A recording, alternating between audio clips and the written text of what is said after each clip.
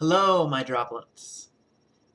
So, I've been thinking, and I want to talk to you about some of the more interesting aspects about uh, being transgender and what that means to your development as a person. You see, there's an interesting phenomenon that happens when you go through a big life event, often when you go through a traumatic life event. And, well, you don't get much bigger than transition, which is both a big life event and often extremely traumatic, such as the nature of things right now. And when you go through a big life change, you often your interpretation of time changes. You see, the reason why time seems to get faster as you get older is you have more time from before to reference. So uh, the year takes the same amount of time, but your perception of that time has changed because you have more years to reference and you have a better idea of the time of a year is. But when you get a sudden changeover and everything changes, it can alter that point, especially when you're coming up with a new identity. I mean, I stopped being my old self completely. It was over. It was done. I kicked that. I didn't kick that guy to the curb, but the point is, I emerged. Let's say I emerged like a butterfly and went through all sorts of traumatic shit. But I completely changed who I was, and it's as time has gone on, I've realized it changed my appreciation of time because I don't register time from before Jennifer. I register time for the last 8 years. So, in essence, in many ways, I am an 8-year-old person. Who I am now is 8 years old, despite my physical age of 41, which it's an age. Now, in addition to this, especially when you're taking hormones, your brain is rewiring. You're not just taking hormones. It's not just, oh, I've grown breasts, and oh, uh, my complexion has altered, my hair growth is different, uh, how I function in more private areas is slightly different, things like that. All of that does go over some massive changes. But in addition to all that, how your brain rewires. And it rewires in a process that's very much like adolescence, which is when your brain finishes its initial wiring. Well, it does it again. It basically kind of plucks things out from one place and plugs them in somewhere else. Doing this puts you through that whole adolescent thing again. And yes, you have the maturity, and yes, you have the time that you've been through. But your interpretation of things, especially in those first few years, really changes. You also get, like, in addition to, all of that, you also get kind of a rebirth and not a youthening exactly. You don't get younger, but your body is told that it's younger.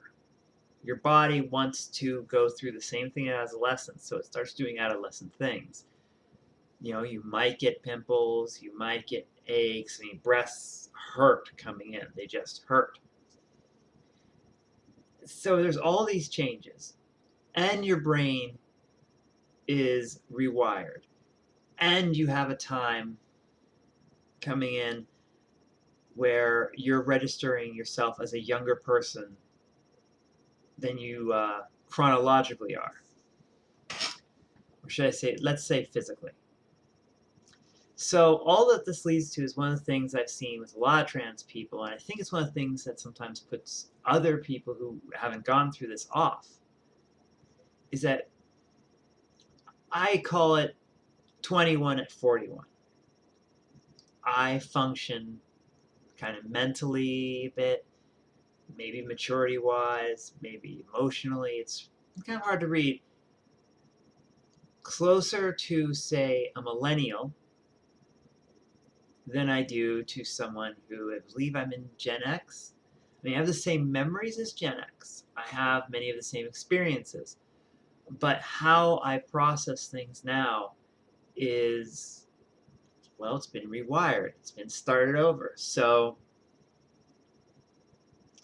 it's more like someone who has done this for the first time. Because in essence, I'm doing this stuff for the first time. I mean, Jennifer has been here only for a few years. And while who I was went through all this, it's not the same. Now, I'm not stating that this means that transgender people are immature or that every one of us goes through this. Not at all. It's different for everyone. That's a refrain you hear a lot. But it does mean that it's harder to peg down a trans person, I think, by their age than it is for a cis person, because of the numbers of restarts and rewires and all that other stuff that we go through.